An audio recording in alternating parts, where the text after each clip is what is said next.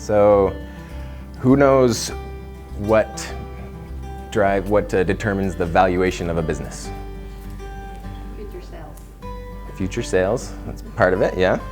Yeah, it's really different for every different business, but the basic, if you get down to the very basics of what drives a valuation, is the value of your future cash flows, discounted to whenever you are gonna sell it.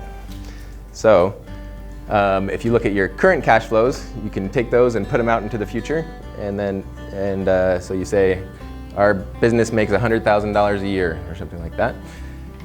So if you take $100,000 a year for every year, put that down to the present, that would be the value of a business that makes that much money. But there's a big factor in especially startup businesses that can really change what the future looks like, right? And that's growth, right? So we're not expecting to make the same thing every year. We're expecting your businesses to grow. And so understanding what that growth can look like, and then how much growth can be factored into your valuation, both for today and then when we're selling the business, how much white space, how much more growth is possible for your business. And so it's really kind of an exercise to try and quantify how much growth is possible, and how much growth is possible in the time horizon of our investment, and then how much growth is possible continuing on, and that'll determine the valuation that we can assess to your business. So it's going to be really important that we can understand, what are these key assumptions that we need to, what are the key metrics that we need to focus on for your business, and how can we project those into the future. So there's kind of two categories of those assumptions. There's revenue assumptions. What drives your revenue? Is it subscriptions? Is it product sales? Is it how big is your loan book? It's number of locations.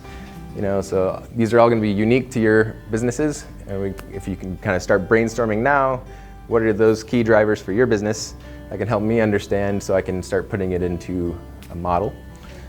And then there's another category of assumptions, which is, what are your cost drivers?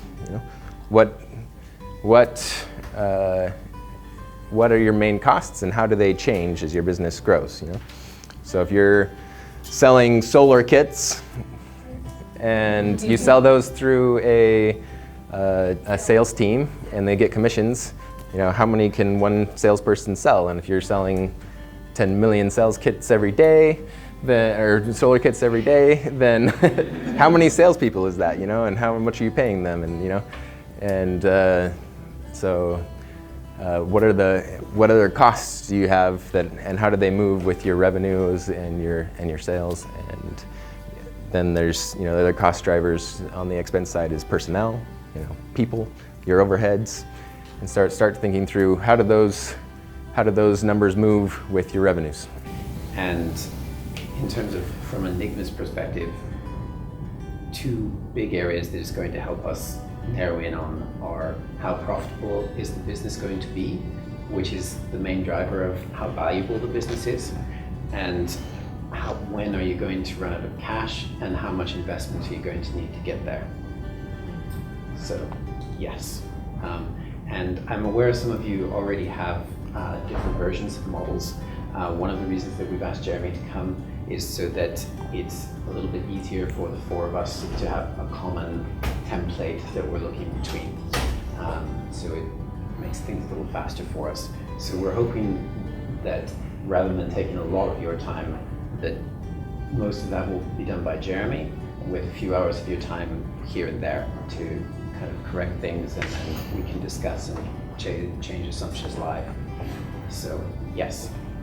And hopefully we'll build, I've seen varieties of different models in my business lifetime. Some are incredibly complicated. I need an engineering degree to understand the spreadsheet. And some can be relatively simple.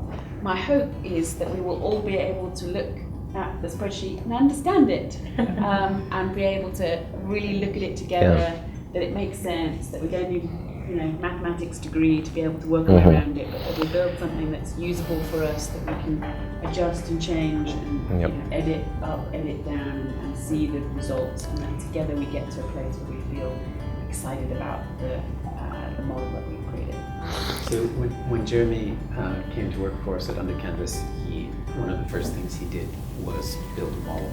He subsequently rebuilt it, I think, 3 times after that.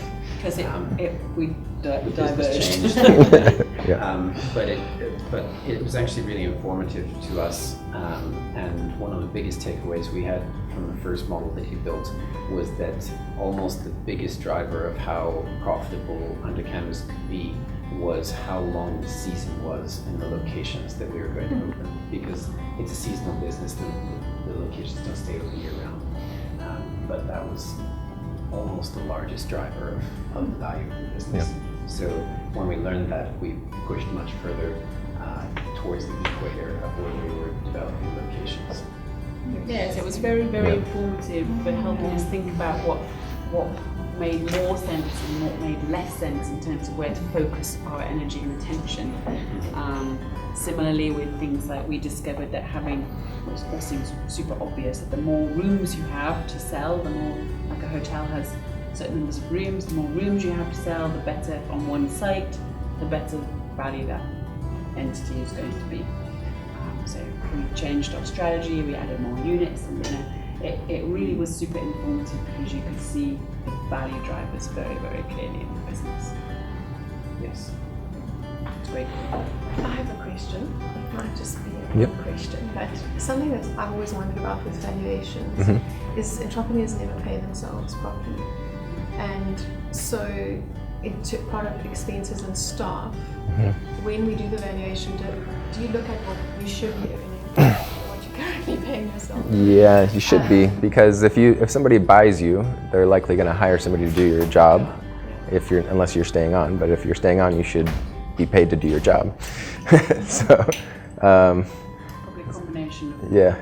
the two is the reality in terms of, because you also don't want to necessarily level the cash you just spent time and energy of trying to raise to suddenly see it disappears and just paying yourselves. So no. there's a way to think about valuation in terms of backing things out and adding things in. Not necessarily that you spend cash today on all those things. You might be able to in 6 months or even today, but there's a way to think about taking those things into account with creating a valuation. I think normally on financial models, the tax is just a very simple, straight percentage, and most investors just see it as, oh, well, we can't really do anything about that. But I think in this context, it's got to be built into how we are modeling things out. So if we expand into these countries, how does that work? And some of the countries will have tax treaties with each other, so it's not that you'll necessarily be double taxed, but if tax rate is lower here and higher there, then you pay the lower amount here and top it up there. But yes. But the reality is that doing business globally is complicated. Complicated and expensive. And so because of those kind of accounting reasons and those kind of challenges, and so in terms of thinking about growth, thinking of it a bit like a dartboard. Well, dartboard. Not a dartboard, but the targets, arrows, and bows and arrows, targets. If you think about building your business, it's easier to grow when you focus here and gradually move out. If you think about trying to grow your business and grow it over here, and over here, and then over here, and it's going to cost you more money, it's going to be more complicated, and it's going to be more difficult and time-consuming. So when you think about growth, and there are lots of you in the room who I think have great global potential, I think the way to just start to think about it is expanding like that, rather than thinking about expanding randomly, because it'll just be more costly, more consuming, more time intensive. And when you're growing a business, you want to take the easiest path possible, because it's really hard Yeah, so you want to think, how do I lever myself? How do I lever my team? How do I use all our resources to get the maximum impact in the shortest amount of time? And you do that by being broken.